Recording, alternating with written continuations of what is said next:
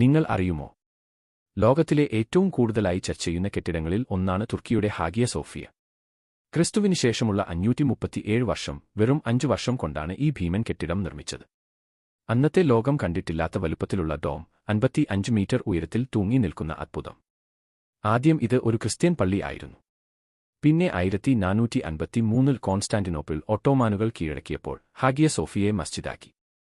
ഇന്നും ക്രിസ്ത്യൻ ആരാധന ആലയം ആയിരുന്നു എന്നതിനുള്ള തെളിവുകൾ അവിടെ ശേഷിക്കുന്നു. എന്നിട്ടും അതിന്റെ സൗന്ദര്യം ഒരിക്കലും മാറിയില്ല. 1935-ൽ തുർക്കി സർക്കാർ ഇതിനെ മ്യൂസിയമാക്കി. ലോകമെമ്പാടുമുള്ള ലക്ഷങ്ങൾ ആളുകൾ ഈ ഒരു കെട്ടിടത്തിൽ തന്നെ ചരിത്രത്തിന്റെ 2 മുഖങ്ങൾ കാണാൻ എത്തി. ഇന്ന് ഇത് ലോക യുനെസ്കോ പൈതൃകങ്ങളിൽ ഒന്നാണ്. വിവാദങ്ങൾക്ക് തിരികൊളുത്തിക്കൊണ്ട് തുർക്കി സർക്കാർ 2020-ൽ ഇത് വീണ്ടും മസ്ജിദായി പ്രഖ്യാപിച്ചു. പക്ഷേ ഇന്നും ഇത് മനുഷ്യരുടെ കലയുടെ, ശാസ്ത്രത്തിന്റെ, വിശ്വാസത്തിന്റെ ഒരു ജീവിച്ചിരിക്കുന്ന അത്ഭുതം. തുർക്കിയുടെ മുഖമുദ്ര ആയി ആണ് ഇന്ന് ഹാഗിയ സോഫിയ ലോകത്തിൽ ഇടം പിടിച്ചിരിക്കുന്നത്.